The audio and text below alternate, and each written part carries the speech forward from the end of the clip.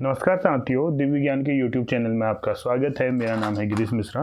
दोस्तों, दार्शनिक विचारों में आज के हमारे विचारक हैं अरस्तु, जिन्हें अरिस्टोटल के नाम से भी जाना जाता है। शुरुआत करते हैं उनके कोटेशन से। उनका एक कोटेशन है, जो बच्चों को पैदा करते हैं उनकी तुलना में वो जो उनको पढ़ाते हैं ज़्यादा मान सम्मान प्राप्त करते हैं। यानी कि यहाँ बात हो रही गुरु की, यानी कि माँ बाप से भी आगे रखने की बात कर रहे हैं गुरु का स्थान अरिस्टोटल। आइए शुरू करते हैं।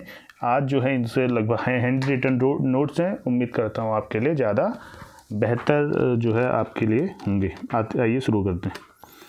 तो देखिए, बात करते हैं। सबसे पहले आप एक जो है ये हायरार्की याद रखिए। तो सबसे पहले जो है सुकरात हुए थे, उनके शिष्य हुए थे प्लेटो के शिष्य हुए थे अरस्तु, और अरस्तु के शिष्य हुए थे सिकंदर। तो दोस्तों, तो ये हायरार्की आप याद रखना कि सबसे पहले सुकरात आए थे, फिर उनके शिष्य प्लेटो थे, प्लेटो के शिष्य अरस्तु थे, और अरस्तु के शिष्य जो है फेमस जो सिकंदर अलेक्जेंडर के नाम से जानते हैं, विश्व विजेता सिकंदर, वो थे। तो आइए शुरू करते हैं। सबसे पहले अरस्तु का जीवन परिचय देखते हैं। अरस्तु एक यूनानी यानी ग्रीक फिलोसोफर दार्शनिक थे।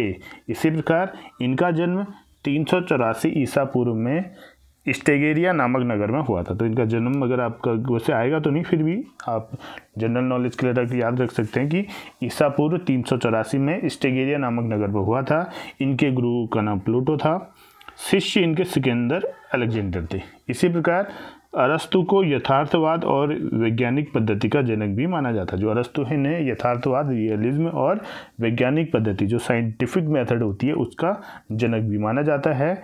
उनको उस समय का सबसे बुद्धिमान व्यक्ति माना जाता था, यानी कि अपने समय का इन्हें सबसे बुद्धिमान व्यक्ति माना जाता था। इसी प्रकार से अरस्तु का जो प्रसिद्ध ग्रंथ यहाँ पर प्रसिद्ध हुआ है उसका नाम है पॉलिटिक्स।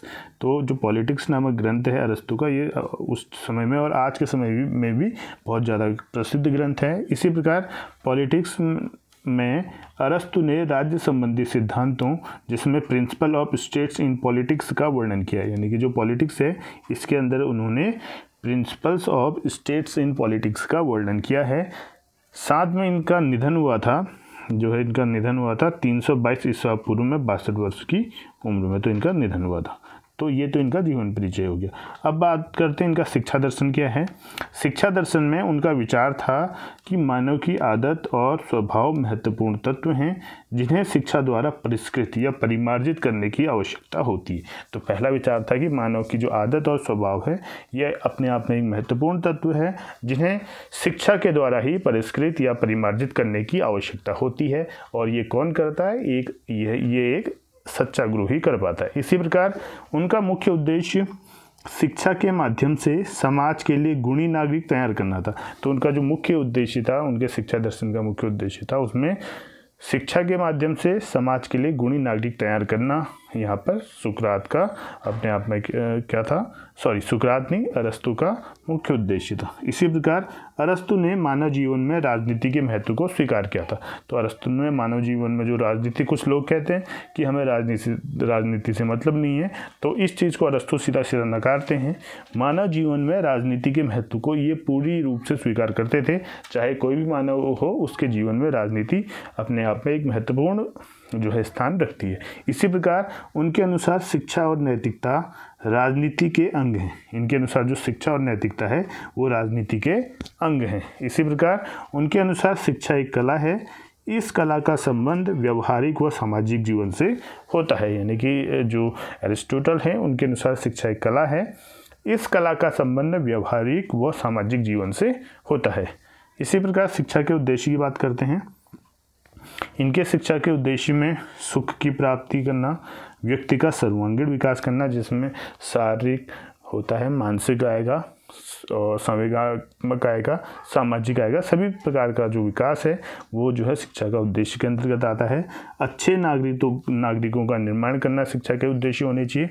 नैतिक विकास करना जो है शिक्षा का उद्देश्य होना चाहिए, और कला का विकास करना शिक्षा का उद्देश्य होना चाहिए। शिक्षण विधियों की बात करते हैं तो शिक्षण विधियों में आगमन विधि की ये सबसे पहले बात करते हैं। ज्ञात से अज्ञात की ओर शिक्षण सूत्र और विधि की बात करते हैं। अनुभवजन्य अधिगम यानी अनुभव द्वारा जो है सीखने पर ज़्यादा बल देते हैं। तर्क विधि की ये बात करते हैं। वैज्ञानिक विधि की बात करते हैं यहाँ पर अरस्तु। इसी प्रकार से पाठ्यक्रम जो है अपने पाठ्यक्रम में व्यायाम की शिक्षा पर बल देते हैं। संगीत की शिक्षा द्वारा संवेगों का विकास करने की बात करते हैं। चित्रकला की अनिवार्यता की बात करते हैं। व्यवहारिक और सैद्धांतिक विषयों के बीच संतुलन बहुत महत्वपूर्ण है, ऐसा इन्होंने बताया था। शिक्षा को 7 वर्ष की अवधि वाले 3 भागों में इन्होंने विभाजित किया था, जिसमें प्रथम 7 वर्ष की शिक्षा में प्रारंभिक शिक्षा के साथ साथ खेल को इन्होंने प्राथमिकता दी थी। तो यहाँ पर 3 जो है वर्गों में बांटा था। 7 साल के जो है यहाँ पर एज ग्रुप में प्रथम 7 वर्ष में प्रारंभिक शिक्षा के साथ जो है खेल का जो है इम्पोर्टेंस इन्होंने बताया था। 7 से 14 वर्ष की आयु तक अरस्तु ने पढ़ने लिखने और संगीत की शिक्षा निर्धारित की थी। 7 से 14 वर्ष के बीच में पढ़ने लिखने के साथ साथ संगीत को अनिवार्य किया जाए, ऐसा इन्होंने कहा था। और 14 से 21 वर्ष की आयु तक अरस्तु ने गणित, खगोल विज्ञान और ज्यामिति की शिक्षा पर जो है ज़्यादा जोर दिया था। अब इनका शिक्षा में योगदान की बात करते हैं। तो शिक्षा में इनका योगदान है सुख की प्राप्ति। अब देखो शिक्षा का उद्देश्य इन्होंने बोला था सुख की प्राप्ति होना चाहिए, सर्वांगीण विकास करना होना चाहिए मानव का, शिक्षण अलग अलग शिक्षण विधियों द्वारा पढ़ाना चाहिए, नैतिक शिक्षा पर बल दिया था, अच्छे नागरिकों का निर्माण, एक अच्छे राष्ट्र के लिए अच्छे नागरिकों का निर्माण करने की इन्होंने बात की थी। व्यवस्थित पाठ्यचर्या दी थी, जिसमें अभी हमने आपको बताया कि 7 करके 3 अलग अलग भागों में बांटा था, जिसमें बच्चों की शिक्षा थी, माध्यमिक शिक्षा थी और ऊपर की शिक्षाएं थी। व्यवस्था के विरुद्ध ये जो है अपनी बात करते थे। साथ में कला और संगीत की शिक्षा पर इन्होंने बहुत जोर दिया था। तो दोस्तों ये था आज का हमारा महत्वपूर्ण टॉपिक, जिसमें अरस्तु और उसकी जो शिक्षा में क्या क्या योगदान दिया था इन्होंने, उनके बारे में था। उम्मीद करता हूँ आपको ये सेशन अच्छा लगा होगा, ज़्यादा इन्फॉर्मेटिव लगा होगा। इसी प्रकार अगले जो है दार्शनिक के लिए मिलते हैं कल। तब तक के लिए धन्यवाद। जय हिंद, जय भारत, जय उत्तराखंड।